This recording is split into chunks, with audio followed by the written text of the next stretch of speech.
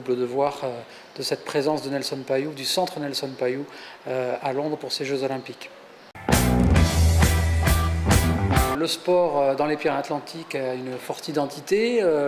Les Jeux Olympiques, c'est la communication du sport, c'est un moment exceptionnel pour tous les sportifs dans le monde et les Pyrénées-Atlantiques doivent être présentes sur le site des JO à Londres. Il ne faut pas oublier ce qu'était Nelson Payou par rapport aux Jeux Olympiques, tout ce qu'il a pu apporter.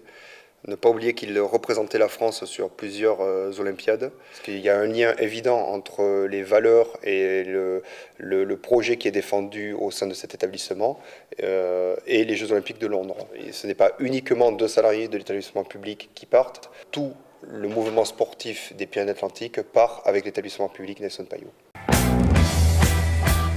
Témoigner, rencontrer nos sportifs basques et béarnais. On partira de Tony Estanguet, mondialement connu pour ses titres de champion du monde et ses titres olympiques. Les sportifs qui jouent ici, enfin qui s'entraînent ici, qui sont nés ici, qui sont passés par ici, enfin tous ceux qui ont un rapport avec le sport de haut niveau dans le département. Accompagnants, médecins, kinés, presse. Des Béarnais qui sont sur place, des Béarnais qui vivent les JO, des athlètes, mais aussi des supporters, des dirigeants, des responsables. On a fait une sorte de pool entre Pyrénées-Presse, donc la République et l'Éclair. Et puis, grâce au centre Nelson Payou, pendant l'ensemble des 15 jours, on aura tous les petits à côté qu'il faut connaître, tout ce qui fait la vie des Jeux Olympiques en dehors des stades, en dehors des performances sportives. Une vidéo par jour.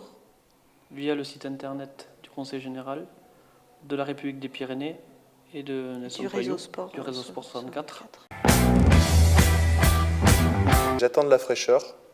J'attends de l'inédit. J'espère voir des vidéos qui répondront à des petites questions du quotidien, des petites choses qu'on n'a pas l'habitude de voir. Et j'aimerais voir des images à la fois typiques des Jeux Olympiques et qui ne soient pas celles que l'on verra à la télé. On va partir avec quelques certitudes et puis peut-être que tout va changer. Et puis là-bas, on va tomber sur des choses qu'on n'avait pas prévues. Et puis, probablement. Et puis on ramènera beaucoup d'anecdotes, ça j'en suis sûr. Est-ce que oui ou non il y a des files d'attente? Qu'est-ce que c'est l'ambiance avant d'entrer? Est-ce que toutes les rues de Londres sont aux couleurs des Jeux? Est-ce que les épreuves sont suivies en intégralité ou il n'y a que les épreuves phares? Comment vivent les Français sur place au village olympique? Les choses que l'on ne voit pas tous les jours, j'aimerais que le centre me les apporte à travers ces vidéos.